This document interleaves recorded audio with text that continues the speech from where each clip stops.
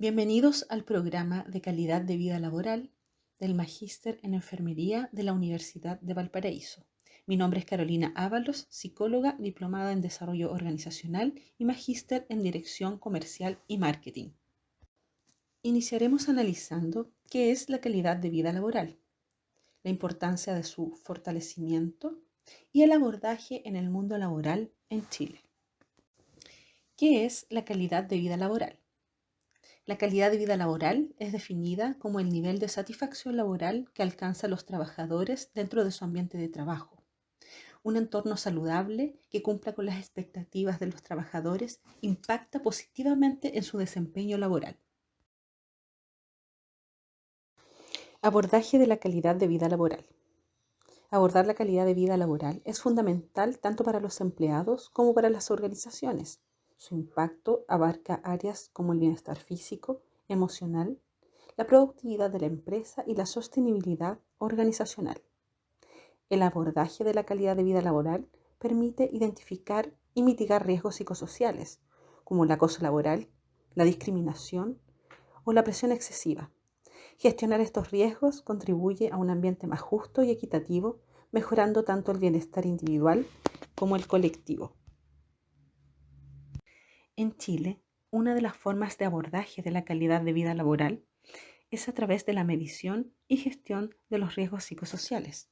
Entonces, ¿qué son los factores psicosociales laborales? Según el Comité Mixto de la Organización Internacional del Trabajo y la Organización Mundial de la Salud, los factores psicosociales laborales consisten en interacciones entre aspectos del trabajo, por ejemplo, las tareas, el ambiente y las condiciones de la organización, y aspectos del trabajador, como por ejemplo las capacidades del trabajador, sus necesidades, cultura, su situación personal fuera del trabajo, los cuales, a través de percepciones y experiencias, pueden influir en la salud, el rendimiento y la satisfacción del trabajo. Entonces, el concepto psicosocial lo dividiremos en dos partes. Por un lado, psico, porque nos afectan a través de la psique, un conjunto de actos y funciones de la mente. Y social, porque su origen es social, por determinadas características de la organización del trabajo. Consecuencias de no abordar los factores psicosociales laborales. Primero, estrés laboral. La exposición constante a estos riesgos puede generar altos niveles de estrés porque no se maneja adecuadamente. Puede desencadenar problemas físicos como fatiga crónica, hipertensión o trastornos del sueño, síndrome de desgaste profesional, un agotamiento emocional, mental y físico causado por el estrés crónico en el lugar de trabajo, problemas de salud mental, ansiedad, depresión, trastornos del ánimo. Esto produce, por supuesto, baja productividad y rendimiento. La disminución de la motivación y la energía repercute en el desempeño laboral. Por lo tanto, existe mayor rotación y ausentismo. Los empleados tienden a faltar al trabajo o a cambiar de empleo si el entorno laboral es insatisfactorio. ¿Por qué es importante medir los riesgos psicosociales laborales? La medición es importante porque nos permite tener una visión respecto a las diversas condiciones implicadas en el trabajo, las que pueden constituirse en factores de riesgos para la salud de las personas, los equipos de trabajo y las organizaciones. A través de la medición, podemos primero identificar, evaluar y vigilar la exposición ambiental a factores de riesgos psicosociales laborales en los distintos centros de trabajo del país. Caracterizar variables de género, edad, ocupación, actividad económica, área geográfica de acuerdo con el grado de exposición a factores de riesgo psicosocial laboral, generar orientaciones para la gestión del riesgo psicosocial en el trabajo y la protección de la salud de los trabajadores, ser un instrumento para la vigilancia ambiental de la salud de los trabajadores y contribuir al cuidado y promoción de la salud mental de los trabajadores en sus centros de trabajo. Existe la obligación de medir los riesgos psicosociales laborales. Todas las empresas u organizaciones deben medir su nivel de riesgo psicosocial en Chile. De acuerdo con el Código del Trabajo, el artículo 184, el empleador estará obligado a tomar todas las medidas necesarias para proteger eficazmente la vida y salud de los trabajadores informando de los posibles riesgos y manteniendo las condiciones adecuadas de higiene y seguridad en las faenas, como también los implementos necesarios para prevenir accidentes y enfermedades profesionales. Asimismo, de acuerdo al Decreto Supremo 40, el empleador debe informar a sus trabajadores sobre los riesgos inherentes al proceso productivo. ¿Cómo mediremos los riesgos psicosociales laborales? Será a través del Protocolo de Vigilancia de Riesgos Psicosociales en el Trabajo. Su objetivo es contar con un instrumento que entregue las orientaciones técnicas para medir la existencia y magnitud de estos factores en las distintas organizaciones de nuestro país. El 11 de octubre del 2022, el Ministerio de Salud promulga mediante resolución exenta la actualización del Protocolo de Vigilancia de Riesgos Psicosociales en el Trabajo. Por su parte, la Superintendencia de Seguridad Social promulga mediante circular número 3790 del 9 de noviembre del 2022 el nuevo manual del método de cuestionario CEAL-SM Sucesos, el cual establece las bases metodológicas para la evaluación y gestión de riesgos psicosociales en los centros de trabajo de las empresas y organizaciones afectas a la Ley 16.744. La encuesta CEAL-SM mide distintas dimensiones del ambiente laboral y de salud mental de los centros de trabajo en Chile. Este instrumento se encuentra validado y ajustado a la cultura de nuestro país. Las dimensiones son las siguientes. Primero, carga de trabajo, exigencias emocionales, desarrollo profesional, reconocimiento y claridad del rol, conflicto de rol, calidad del liderazgo, compañerismo, inseguridad con las condiciones, equilibrio trabajo y vida privada, confianza y justicia organizacional, vulnerabilidad, violencia y acoso. Y además cuenta con una medición específica para la evaluación de la salud mental. Las dimensiones en mayor riesgo en salud en el año 2023 fueron carga de trabajo, exigencias emocionales, equilibrio trabajo y vida privada, violencia y acoso. ¿Cómo opera el proceso de evaluación de riesgos psicosociales laborales? Primero, hay que tener en consideración que este proceso es participativo. Por lo tanto, los centros de trabajo deben formar un comité de aplicación, el cual tendrá la responsabilidad de movilizar el proceso. Este comité de aplicación debe tener participación tanto del empleador como de los trabajadores. El proceso inicia con la formación del comité de aplicación, el cual tendrá 2 meses para trabajar en la difusión y en la sensibilización de los riesgos psicosociales laborales. Luego de esto, tiene 30 días máximo para aplicar el cuestionario CEAL-SM. Este debe contar con al menos el 60% de la participación de la dotación total de la empresa o la organización.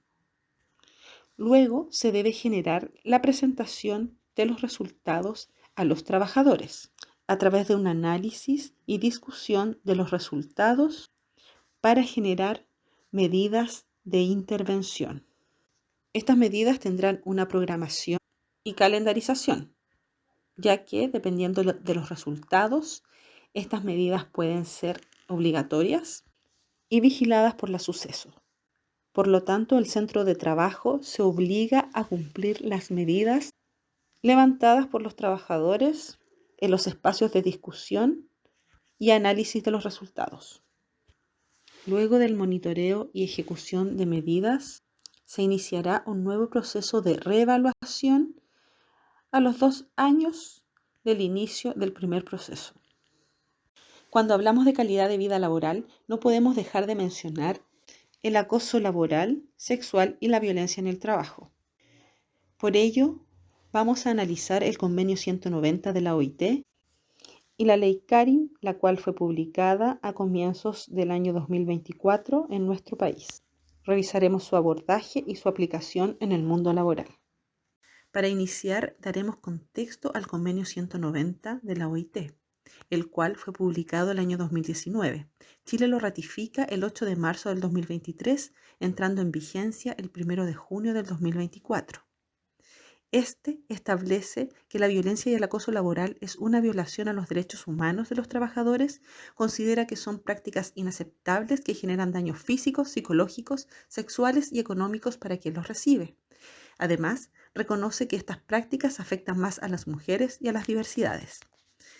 El Convenio 190 obliga a Chile a generar una estrategia de intervención tripartita, Estado, trabajadores y empleadores, para promover soluciones que erradiquen todo tipo de prácticas que signifiquen violencia y acoso en el mundo laboral.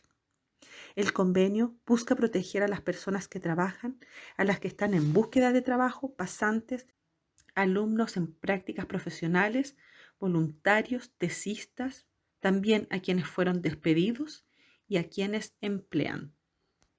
Enfatiza la importancia de trabajar en la prevención de estos casos con información y capacitación, que los empleadores deben tener una política de tolerancia cero a la violencia, con canales de atención y respuesta a las posibles víctimas, e instala que un lugar de trabajo sin violencia es un derecho.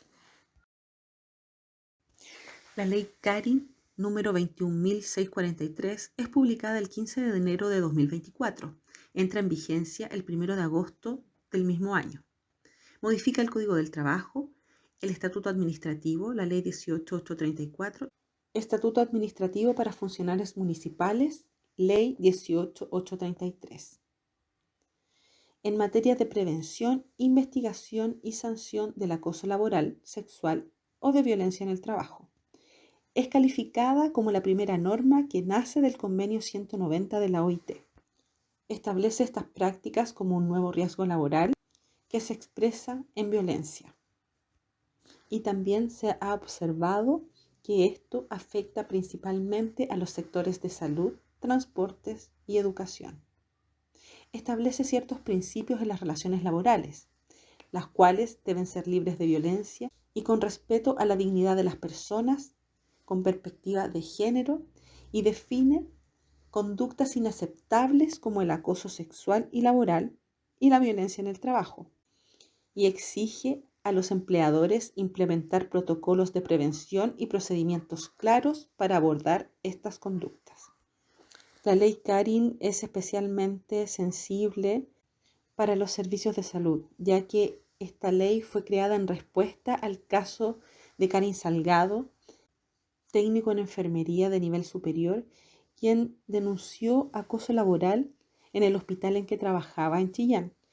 Posteriormente, luego de una serie de sucesos que la afectaron familiar, económicamente y en el ánimo, ella toma la decisión de suicidarse en el año 2019.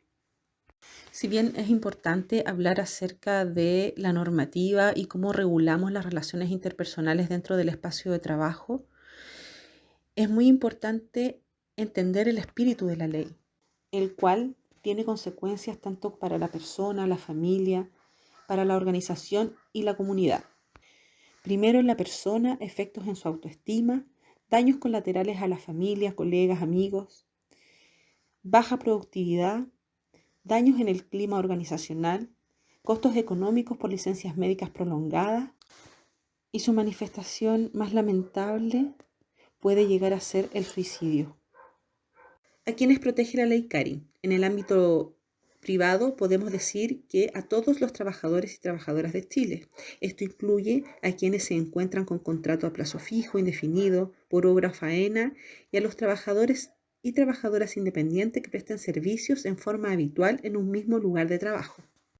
Por otro lado, en el ámbito público, sus alcances son a los trabajadores contratas, reemplazo, titulares, honorarios suma alzada, compras de servicio, código del trabajo, trabajadores en etapa de destinación y formación, estudiantes en prácticas clínicas, no clínicas, becados, otros de acuerdo a la red asistencial, comisiones de servicio y toda persona que cumpla una función pública o que se vincule externamente con funcionarios. Los ejes de la ley CARI. Primero, indicar que la ley CARI se basa en algunos principios. Principios de confidencialidad, imparcialidad, celeridad, perspectiva de género y presunción de inocencia.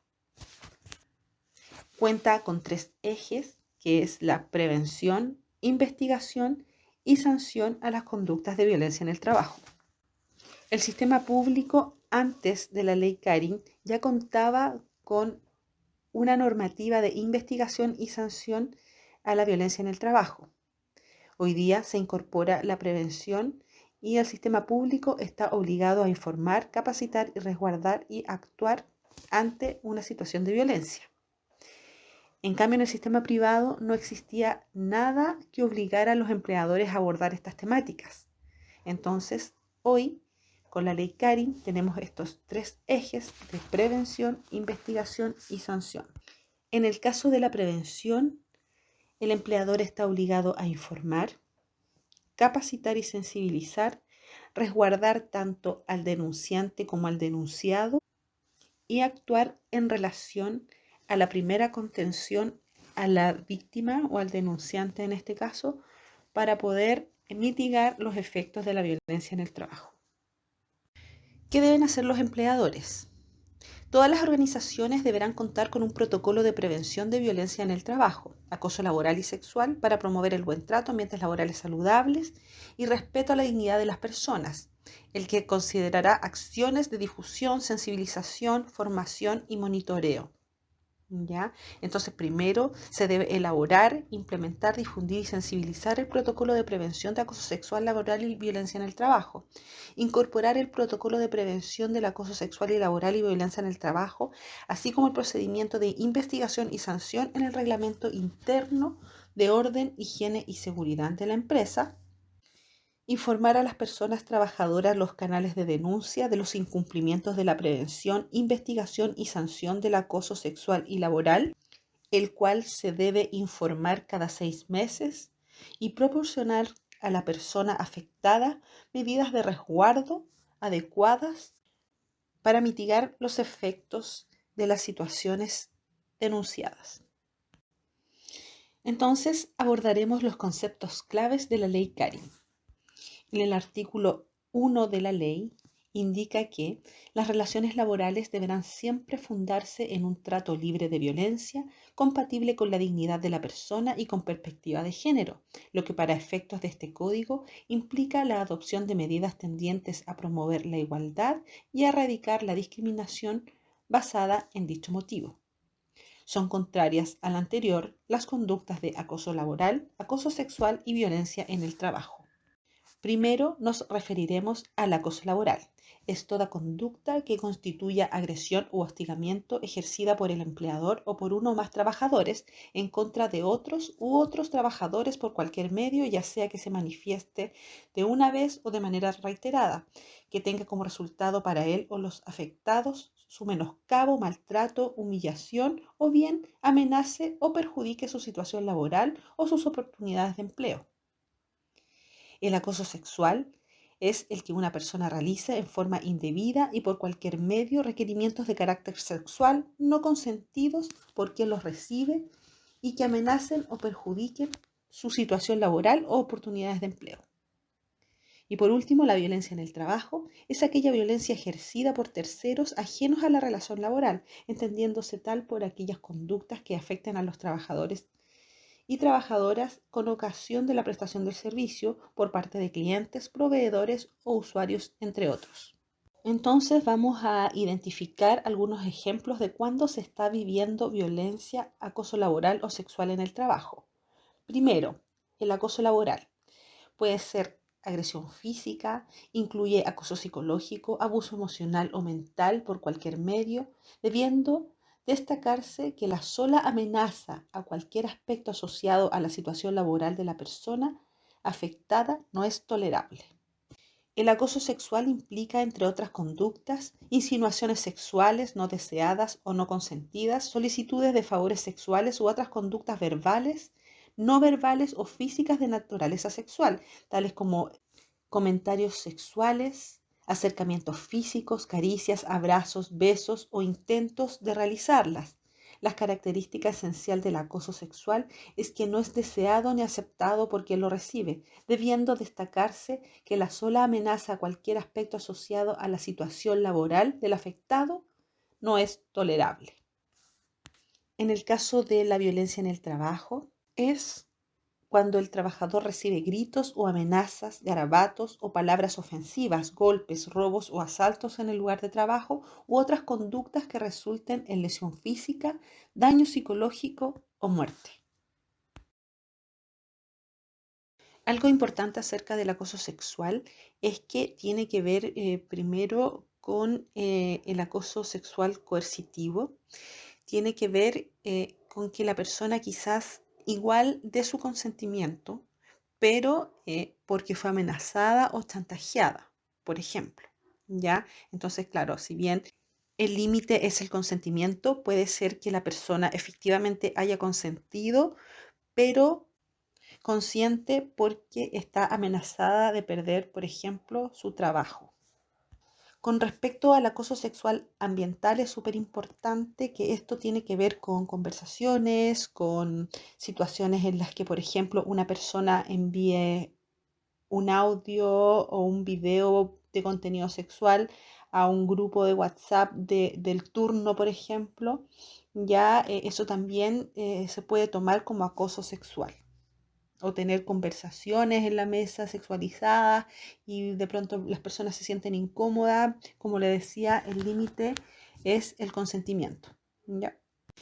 Importante, esta ley refuerza el rol de la Dirección del Trabajo y de la Contraloría General de la República en los temas correspondientes a los procedimientos de investigación y con el objetivo de dar garantías a los y las denunciantes. Los funcionarios públicos podrán denunciar primero en sus servicios correspondientes y posteriormente, si es que no se están cumpliendo los plazos, por ejemplo, pueden recurrir a la Contraloría General de la República para que fiscalice. Con respecto al ámbito privado, los trabajadores pueden denunciar a través del empleador ante la inspección del trabajo y ambos, tanto el público como privado, también pueden acudir a los tribunales laborales, civiles o penales, dependiendo del caso.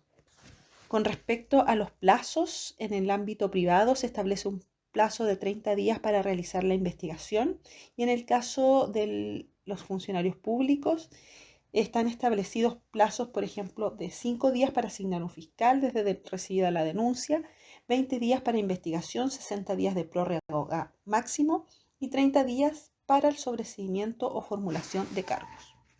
Con respecto a las sanciones, en relación al Código del Trabajo, las conductas de acoso sexual, laboral o de violencia en el trabajo podrán ser sancionadas conforme se establezca en el reglamento interno de la empresa. Dependiendo de su gravedad, podrán consistir dichas sanciones en amonestaciones y multas. Y si se trata de hechos que revisten gravedad, se podrá dar por finalizado el contrato de trabajo. Con respecto al sector público, las conductas de acoso laboral y sexual se constituyen como una causal de destitución, sin perjuicio de existir medidas disciplinarias como la censura, multa y suspensión del empleo, las que se aplicarán tomando en cuenta la gravedad de la falta cometida. Por otra parte, y con respecto al acosador sexual, las sanciones deben estar contenidas en el respectivo reglamento interno de la empresa. Pueden consistir en amonestación verbal o escrita, multa de hasta un 25% de la remuneración diaria o el despido del trabajador o trabajadora cuando se ha comprobado su condición de acosador, sin derecho a indemnización, aplicándose la causal establecida en el numeral número 1, letra B del artículo 160 del Código del Trabajo, tipificada como conductas de acoso sexual. ¿Cuáles son las consecuencias para el trabajador que invoca falsamente el acoso sexual como fundamento para poner término a su contrato de trabajo? Si el trabajador hubiese invocado la causal de despido indirecto o autodespido asociadas a conductas de acoso sexual falsamente o con el propósito de lesionar la honra de la persona demandada y el tribunal hubiese declarado su demanda carente de motivo plausible, estará obligado a indemnizar a los perjuicios que cause al afectado. En el evento de que el causal haya sido invocado maliciosamente, además de la indemnización de los perjuicios, quedará sujeto a las otras acciones legales que procedan. Con esto damos por finalizada la sección de calidad de vida laboral, riesgos psicosociales laborales y ley Carin. Muchas gracias por su atención.